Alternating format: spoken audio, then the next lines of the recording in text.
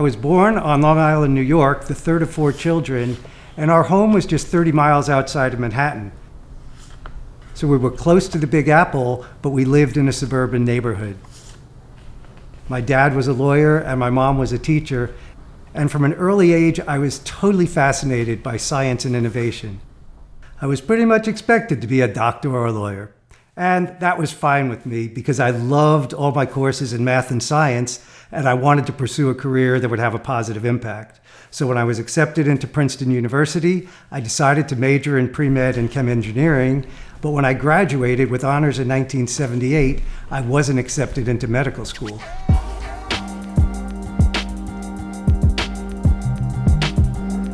So I decided to see what kind of jobs my chemical engineering degree could get me. I got an offer from Anheuser-Busch to be a brewmaster, probably the dream job for every 22-year-old college grad.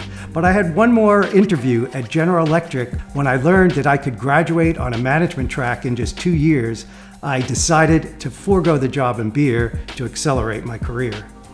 At 34, I was the youngest general manager in GE Canada when a global recession hit in 1990.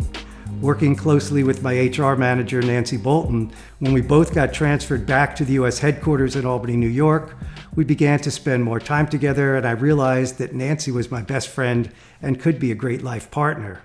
And then I got transferred to Hong Kong about 3 months after we started dating. But after a year of long distance, I invited Nancy to come out to Bali during a big work event, and I proposed to Nancy in a helicopter over the Mount Batur volcano.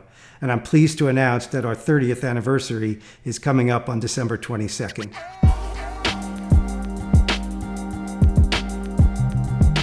As exciting and rewarding as my career was at GE, by the time of the 2000 dot-com bust and economic slowdown, gasoline prices were over $4 a gallon for the first time, and I could see the writing on the wall. When I learned about the launch of Cleantech San Diego, a new trade association, the opportunity spoke to me, so I offered to do some pro bono consulting. One thing led to another, and SDG&E hired me to lead Cleantech San Diego's first Greening San Diego program, driving energy efficiency with their local government partnerships group. We recognized with our limited resources, we needed to be very selective in choosing projects that had tangible outcomes with easily measured impact. So, from the street lighting working group to the K-12 schools collaborative that I led, I always asked the participants what their biggest issues and interests were, and then took a technology agnostic, vendor agnostic approach to educating them on all of the potential solutions. He could guide people without seeming to dictate the outcome to them, which is a real skill when you're trying to build consensus among diverse interest groups. Across the SDG&E service territory, we deployed the first LED streetlights, parking lights, and classroom lights, the first peak shaving energy storage, the first SCEIN retrofit schools, and the first 87 electric school buses at 11 of 12 school districts that had routes going through disadvantaged communities.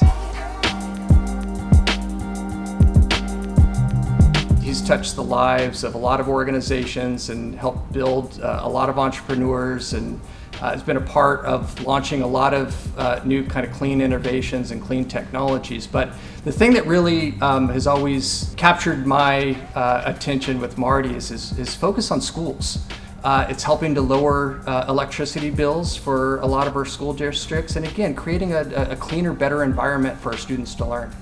In 2016, when the CEC recognized that we were not tracking to meet the 2045 zero carbon electricity goal, the EPIC team conceptualized the statewide entrepreneurial ecosystem, which included the Southern California Energy Innovation Network. When we first launched this program, the Southern California Energy Innovation Network, 9 years ago, I think we had 3 companies that initially expressed interest in the program.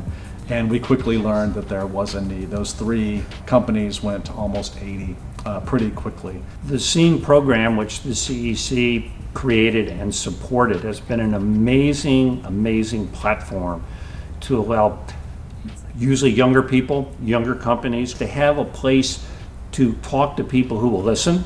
While our SCEIN program has a financial ROI of greater than 80 to 1, More importantly, the return on human capital is greater than 250 to 1, recognizing all of the energy and facilities managers and CEOs and entrepreneurs that I've mentored over the last 20 years. My legacy and biggest contribution to the clean energy transition that will live on well beyond me will be the projects and new products and services yet to be deployed and commercialized by all of my mentees and all of their mentees.